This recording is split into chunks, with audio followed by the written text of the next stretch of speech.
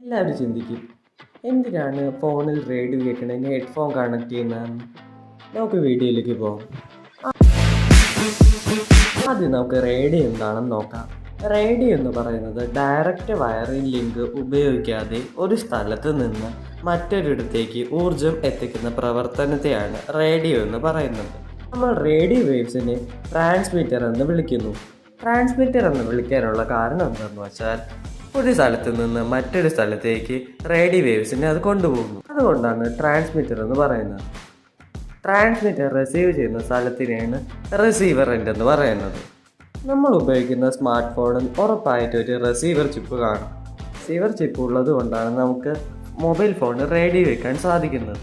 Smart ഫോണിൽ ലഭിക്കുന്ന FM സിഗ്നൽസിനെ chip analyse ചെയ്തിട്ട് പ്രോസസ്സ് ചെയ്തതിന് ശേഷമാണ് നമുക്ക് ഔട്ട്പുട്ട് തരുന്നത്. മൊബൈൽ ഫോണിൽ ഇൻസ്റ്റാൾ ചെയ്യുന്ന FM ചിപ്പിൻ്റെ പ്രത്യേകത എന്ന് പറയുന്നത് അത് ലെസ് ബാറ്ററി കൺസപ്ഷൻ. അത് ആ ചിപ്പിൻ്റെ ഒരു വലിയൊരു പ്രത്യേകതയാണ്. ട്രാൻസ്മിറ്റർ ചെയ്യുന്ന പ്രവർത്തനം പറയുമ്പോൾ, ആദ്യം ട്രാൻസ്മിറ്റർ സൗണ്ട് എനർജീനെ ഇലക്ട്രിക്കൽ എനർജിയായി കൺവേർട്ട് ചെയ്യും. ആ ഇലക്ട്രിക്കൽ എനർജീനെ ആൻറ്റിന ആംപ്ലിഫൈ ചെയ്ത് ട്രാൻസ്മിറ്റ് ചെയ്യും.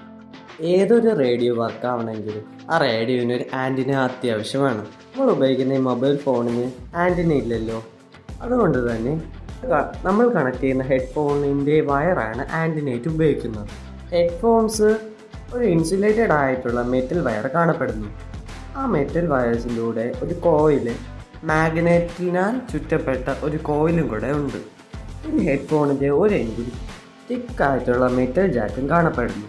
ഹെഡ്ഫോൺസ് ആൻറ്റിനയായിട്ട് വർക്കാവാനുള്ള മെയിൻ കാരണം എന്ന് പറയുന്നത്, ഹെഡ്ഫോൺസിനകത്തുള്ള മെറ്റൽ വയർ റിസീവറായിട്ട് ആക്ട് ചെയ്യുന്നുണ്ട്. എന്നിട്ട് ആ റിസീവ് ചെയ്ത സിഗ്നൽസ് FM ചിപ്പിലോട്ട് നൽകുന്നു.